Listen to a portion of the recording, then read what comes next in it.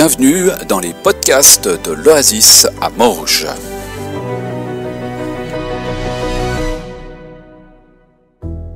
On poursuit ce matin notre série de cultes sur une église en pleine forme. Et pour ceux qui peut-être n'ont pas eu l'occasion d'être là tous les dimanches de cette série, je vous propose et je vous invite à seulement prendre une fois le temps d'aller soit sur YouTube, soit sur les sites qui diffusent les podcasts, pour pouvoir suivre aussi un petit peu l'entier des différentes démarches, parce qu'il y a pas mal de liens qui peuvent se faire entre les différentes séries. Dimanche dernier, on a eu aussi l'occasion d'avoir un culte un peu plus particulier où on a pu avoir un petit rappel finalement de pas mal d'éléments qui ont été placés dans cette série avec ces formes, une église en pleine forme. Et donc logiquement, après le triangle, après le carré, aujourd'hui on a le pentagone. Bon, il y a une petite aide là, il est déjà là. Alors avant qu'on fasse de la géométrie puis que je vous enseigne comment faire un pentagone à l'aide d'une règle et un compas, on va pas faire cette étape-là, c'est trop long. J'aimerais lire un passage dans la lettre aux Éphésiens. C'est Éphésiens 4, à partir du verset 1, je ne lis pas l'entier des versets. « Vous que Dieu a appelés, conduisez-vous d'une façon digne de cet appel. Soyez toujours humbles, doux et patients. Supportez-vous les uns les autres avec amour. Efforcez-vous de maintenir l'unité que donne l'Esprit Saint par la paix qui vous lie les uns aux autres. Il y a un seul corps et un seul esprit. De même, il y a une seule espérance à laquelle Dieu vous a appelés. Il y a un seul Seigneur, une seule foi, un seul baptême. Il y a un seul Dieu, le Père de tous, qui règne sur tous, agit par tous et demeure en tous. Cependant, chacun de nous a reçu un don particulier, l'un de ceux que Christ a généreusement accordés. C'est lui qui a fait des dons particuliers aux hommes. Des uns, il a fait des apôtres, d'autres, des prophètes, d'autres encore, des évangélistes, des pasteurs ou des enseignants. C'est ainsi qu'il a rendu le peuple de Dieu apte à accomplir son service pour faire croître le corps de Christ. De cette façon, nous parviendrons tous ensemble à l'unité dans la foi, dans la connaissance du Fils de Dieu. Nous deviendrons des adultes dont le développement atteindra à la stature parfaite du Christ. C'est grâce à lui que le corps forme un tout solide, bien uni par toutes les articulations dont il est pourvu. Ainsi, lorsque chaque partie fonctionne comme elle doit, le corps entier grandit et se développe par l'amour. Jésus, moi je veux te dire merci pour ces paroles que tu as protégées pour qu'elles soient encore venues jusqu'à nous et qu'aujourd'hui on puisse encore les lire et qu'elles soient encore pleines de richesses pour nos vies. Amen.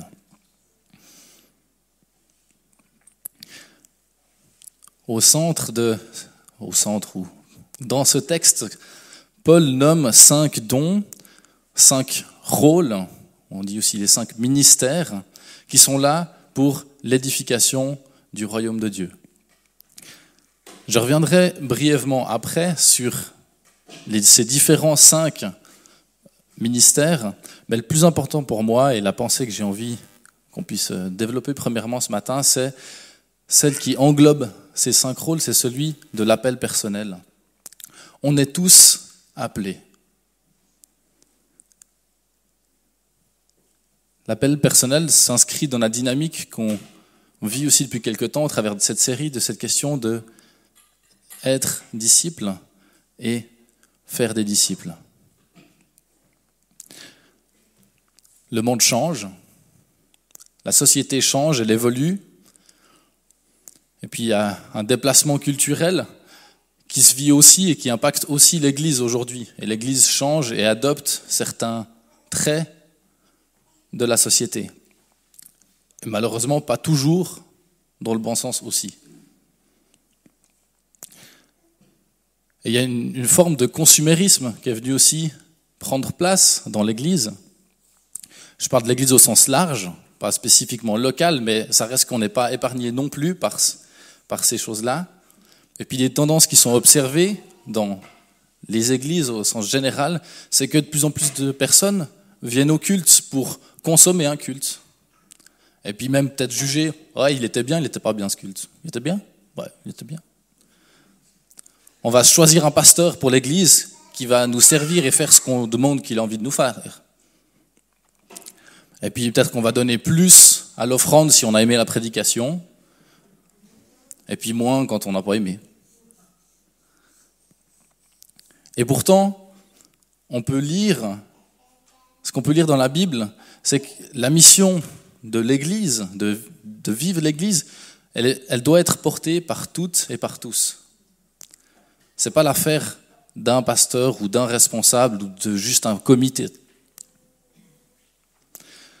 C'est ce qu'on appelle le sacerdoce universel qu'on retrouve dans 1 Pierre 2 au verset 9, et puis qui est un des piliers aussi de la réforme desquels on est héritier.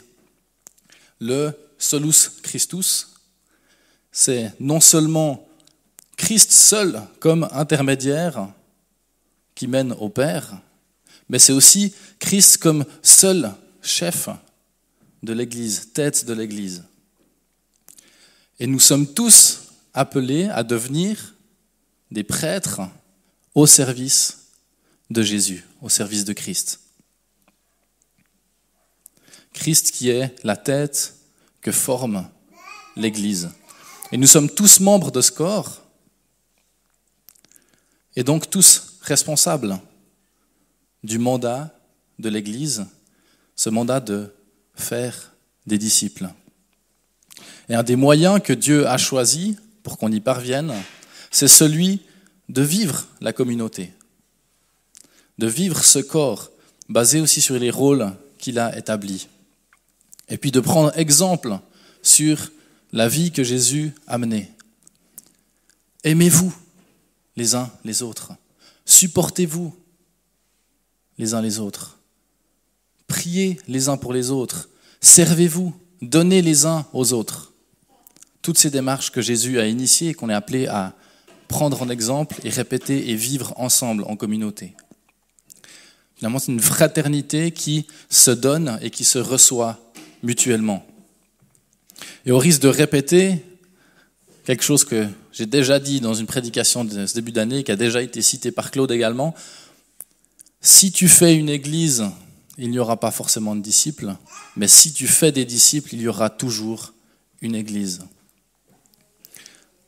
Le chemin de foi que Dieu nous appelle à vivre, ce n'est pas de faire l'église comme une activité, mais d'être l'église, de former un corps, le corps de Christ. Soyez ses oreilles, soyez sa bouche, soyez ses mains. Mais pour vivre ça, on a profondément besoin les uns des autres. Ce n'est pas quelque chose qu'on peut décider et faire et vivre tout seul. Et c'est quelque chose qu'on a déjà vu dans les précédentes prédications de cette série, dans le cercle d'apprentissage, dans le triangle d'équilibre des relations, dans ce carré de la multiplication des disciples. Il y a la notion de la communauté qui est là, et des uns et des autres, et qu'on a besoin de pouvoir s'appuyer les uns sur les autres, de bénéficier des expériences des uns et des autres, d'avoir le soutien. Et pour que la communauté ait un équilibre et qu'elle grandisse, on ne veut pas avoir une communauté avec des disciples standardisés. Il y a un standard, le disciple, il est comme ça. Et puis c'est ça qu'on veut, nous on fait des disciples, mais il est comme ça. Made l'oasis. Bien au contraire, on a besoin que chacun réponde à l'appel qu'il a reçu de Dieu, l'appel personnel, dans toute l'éventail de nos différences. Dieu n'attend pas de moi que je sois ce que je ne suis pas, mais il veut que je sois tout ce qu'il a fait de moi. Il veut que tu sois tout ce qu'il a fait de toi. Et je ne peux pas offrir quelque chose que Dieu ne m'a pas donné.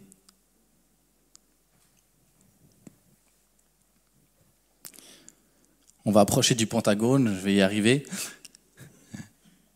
Mais juste avant ça, j'aimerais encore clarifier un élément concernant les dons. Plusieurs lettres de Paul parlent de dons, mais il ne s'agit pas toujours des mêmes choses. Dans Romains 12, Paul parle de dons. Des dons naturels que Dieu a placés en nous, qui forment qui on est, notre personnalité. Dans 1 Corinthiens, Paul parle de dons spirituels. Des dons qui sont une action, une manifestation du Saint-Esprit en moi, en chacun de nous. Et dans cette lettre aux Éphésiens, Paul parle aussi de dons, mais de dons qui sont des ministères, des rôles et de leur fonctionnement, de leur principe de fonctionnement dans l'Église, dans le corps du Christ. Il faut donc bien différencier les dons naturels, les dons spirituels et les ministères.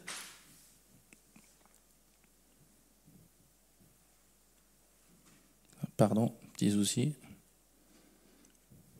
Quand la technique ne fait pas ce qu'on veut.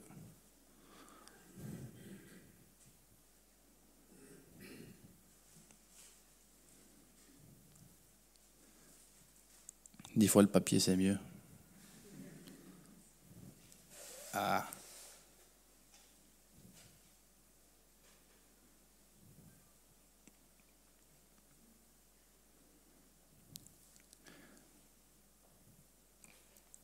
J'en étais. Check. Les dons naturels, c'est des outils que Dieu a mis en nous.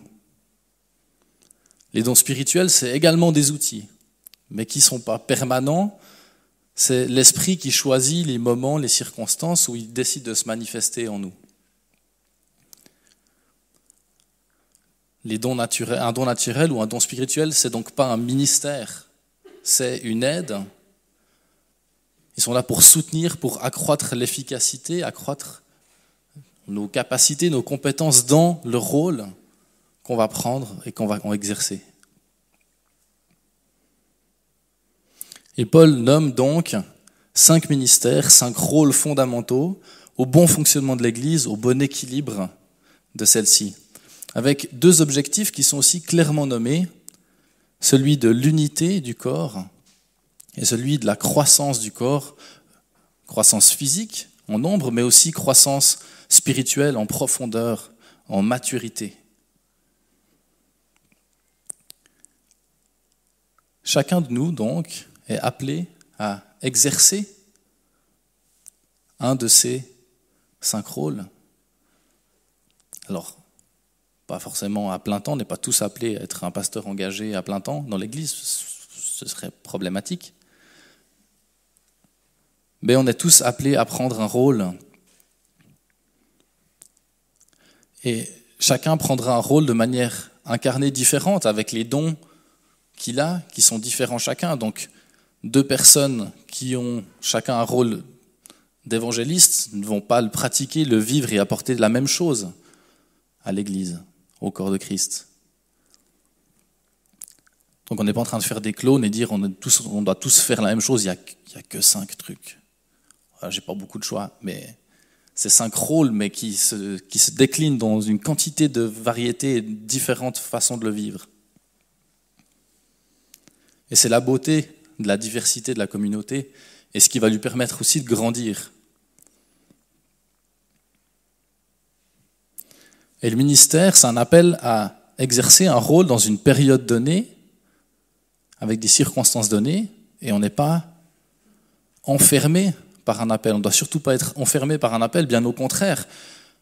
On évolue, on a des saisons de vie, et peut-être qu'un temps, je vais exercer tel rôle dans l'Église, et c'est mon appel, mais peut-être que c'est un temps, et puis qu'il y aura une prochaine saison, une prochaine étape, où c'est quelque chose d'autre, un autre appel que Dieu va me demander d'exercer dans l'Église, dans son royaume.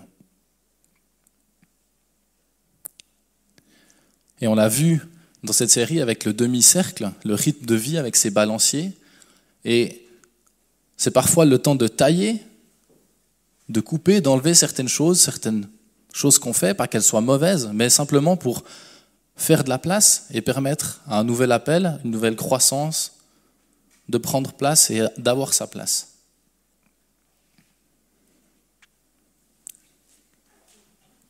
Les 5 ministères qui sont nommés sont celui d'apôtre, de prophète, évangéliste, pasteur et enseignant. Et puis c'est ce qu'on retrouve sur le Pentagone. Apôtre, ça signifie celui qui est envoyé. Un apôtre, c'est quelqu'un qui va avoir un rôle aussi de visionnaire, qui va toujours pousser à aller découvrir des nouvelles choses, des nouveaux territoires, que ce soit des territoires physiques ou spirituels. Il y a un tempérament de leader, c'est un pionnier par excellence.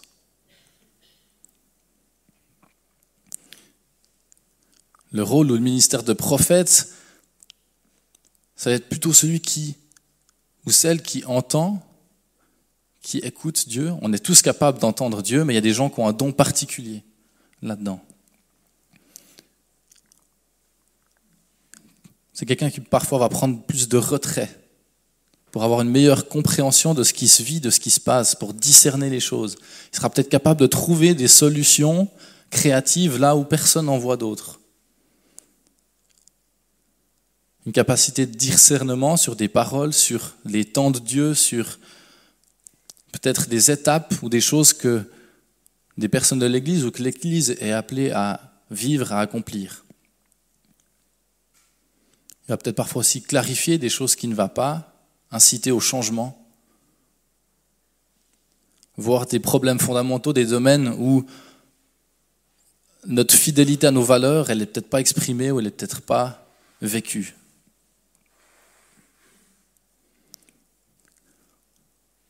L'évangéliste, il aura cette particularité d'avoir une passion pour partager l'évangile, partager la bonne nouvelle.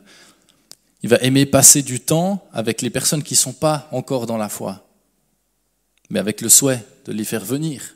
Et puis il va parfois être celui qui rappelle dans l'église, auprès des chrétiens, mais il y a des personnes, pas loin, juste là, qui ont besoin de ce qu'on vit. Ça va généralement être des gens rassembleurs qui connaissent la parole et puis qui ont une facilité à la rendre pertinente ou à relever ce qui est pertinent pour ceux qui ne vivent pas encore cette vie de foi avec Dieu. Généralement, ils ne vont pas être timides à partager ce qu'ils vivent avec Dieu.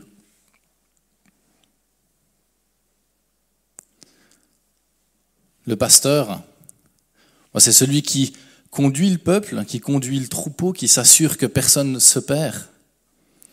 C'est celui qui prend soin, avec douceur, avec tendresse, bienveillance. Une personne qui discerne les besoins de chacun. Il est là pour réconforter, pour encourager. Et il est souvent plutôt avec d'autres chrétiens, avec une certaine empathie, pour écouter, pour être là pour répondre à leurs besoins, pour servir. C'est important pour lui que chacun trouve sa place et puisse grandir. Et le Seigneur, lui, il a une passion pour la parole de Dieu. Une passion pour cette parole et cette vérité. Et puis cette vérité, ça l'enthousiaste. Et puis il a envie d'être protecteur de cette vérité. Mais pas protecteur dans le sens la cacher, mais justement la faire connaître. Et puis bien montrer, c'est ça la vérité. Et puis il va vouloir aussi protéger la doctrine, les bonnes choses qu'on vit. Il va aimer transmettre les enseignements de Jésus, transmettre la connaissance de qui est Dieu. Il va chercher le moyen de l'expliquer, de l'éclaircir pour qu'elle soit mieux comprise par les membres du corps. Et dans ces 5 rôles, on peut dire qu'il y a comme 2 familles. Les apôtres, les évangélistes, les prophètes ont des rôles davantage de pionniers, de conquérants. Et c'est ce que j'ai mis avec la flèche à droite C'est ceux qui vont entraîner l'Église dans des nouvelles expressions du royaume, vers des nouvelles personnes, vers des nouveaux horizons, qui vont pousser l'Église à aller de l'avant, à être en marche. Et les pasteurs, les enseignants, ils vont avoir davantage un rôle de développeurs, de bâtisseurs. Ils vont solidifier, mettre du lien, consolider, prendre soin, protéger ce qui a été acquis, ce qui a été vécu, afin que ça puisse continuer. Si le monde était fait que de pionniers, ça avance, mais il n'y a rien qui reste derrière. Donc il faut des personnes qui soient derrière pour continuer. Et l'objectif du Pentagone, comme il est représenté là, de cet équilibre qu'on cherche à avoir et que Dieu a mis et incité à ce qui est dans l'Église, c'est de libérer le corps de Christ, que le corps de Christ puisse développer son plein potentiel dans cette croissance, dans l'unité dans la foi, dans une multiplication de disciples, dans une maturité. S'il y avait que des développeurs, on deviendrait une sorte de club très bien développé, mais qui reste le même, qui finalement fait ce qu'on a toujours fait. Et s'il n'y a que des pionniers, comme j'ai déjà dit, il n'y a rien qui reste derrière. On avance, on change, il y a tout qui change, mais il n'y a pas de stabilité dans ce qui est vécu. Et on a besoin les uns des autres de ces différents ministères et qu'ils soient un peu tous représentés dans l'Église pour qu'il y ait un équilibre dans ce qui se vit, et un développement qui non seulement avance, mais qui soit durable.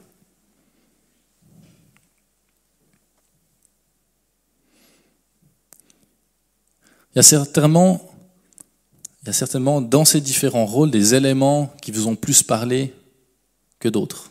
Alors c'était loin d'être exhaustif, c'était un petit survol comme ça. Mais il y a aussi certainement des éléments qui vous ont parlé dans plusieurs des ministères, des rôles. Et c'est normal parce que justement on n'est pas appelé à être figé dans un appel toute notre vie ou dans une chose, mais on est appelé à grandir et peut-être à servir un temps là, et à ne pas rester statique dans une seule voie.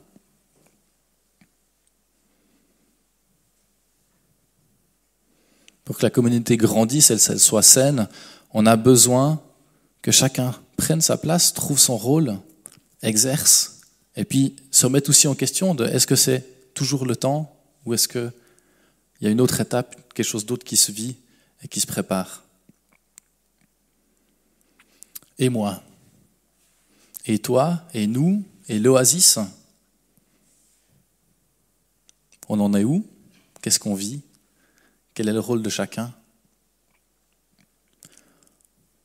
Je suis conscient que je suis allé très vite et ça fait beaucoup de choses pour un dimanche matin, même si vous avez bien mangé puis que du coup... Mais pour ceux qui seraient intéressés, on a envie de pouvoir mettre aussi en place une soirée où on va développer davantage ce sujet-là. On verra si c'est sur une des soirées de partage biblique, on ne s'est pas encore décidé. Mais on a envie de pouvoir approfondir ce sujet-là aussi pour que ceux qui ont envie de cheminer dans ce chemin, de discerner peut-être aujourd'hui quel est le temps et puis quel rôle je peux prendre, à quoi je suis appelé, qu'est-ce que ça veut dire, qu'on puisse grandir là-dedans et on va mettre ça sur pied. Mais pour l'heure, j'aimerais vous proposer des défis ou un défi pour ces prochains temps qu'on a devant nous. Comme c'est aussi un peu coutume qu'on a mis dans ces séries, c'est de se lancer au défi parce qu'on a envie de mettre en œuvre aussi ce qu'on peut partager ensemble le dimanche. Le défi, c'est un petit peu en 3 étapes. C'est quel rôle, quel ministère j'ai peut-être déjà exercé dans le corps du Christ, que ce soit dans l'Église ici, mais que ce soit simplement au service de Dieu dans d'autres horizons, dans d'autres sphères. Quel rôle j'ai peut-être déjà pris, j'ai déjà exercé? Quel rôle, quel ministère aujourd'hui j'exerce? Et puis si j'ai l'impression qu'il n'y a rien, ou que je fais rien, ou que c'est un peu diffus, lequel se questionner, lequel je suis appelé à prendre aujourd'hui, dans cette période de vie. Et si je suis déjà investi ou je sais déjà vers quoi je suis appelé à servir, comment est-ce que je peux grandir en efficacité, grandir en maturité dans le ministère que Dieu m'a confié en ce moment? Pour répondre à ce défi, je t'invite, je vous invite, je nous invite à prendre du temps seul. On a besoin de prendre du temps seul, mais pas uniquement. Prendre aussi du temps avec un frère, une sœur, plusieurs, en groupe de maison, avec peut-être demander un rendez-vous avec quelqu'un du conseil pastoral ou de l'église. Prendre du temps parce que on a de la peine des fois tout seul à bien voir, et puis c'est finalement l'œil de notre voisin qui voit et qui discerne aussi des choses en nous, puis qui peut nous aider à comprendre quel est le chemin que Dieu veut pour nous. Puis bien sûr, je vous encourage à venir à la future soirée qui se mettra sur pied aussi, si vous avez envie de grandir là-dedans.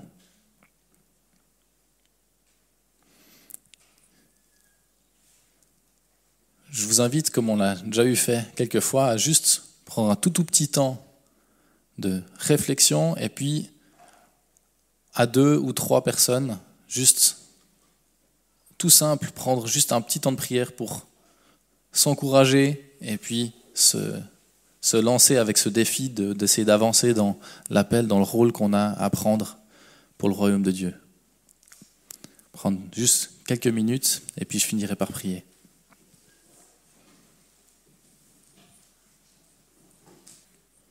Jésus, merci pour cet appel qui est pour chacun de nous. Merci parce qu'on a tous une place dans ton royaume, dans ta famille, dans ton corps. Seigneur, viens te révéler à nous particulièrement, viens te révéler à nous en tant qu'Église aussi, sur peut-être l'équilibre, la façon qu'on a d'avancer, de fonctionner. Seigneur, afin qu'on puisse toujours mieux te servir, mieux grandir, et que ton royaume puisse se manifester ici, à l'Oasis, mais en dehors de ces murs, autour dans la région Morges. Amen.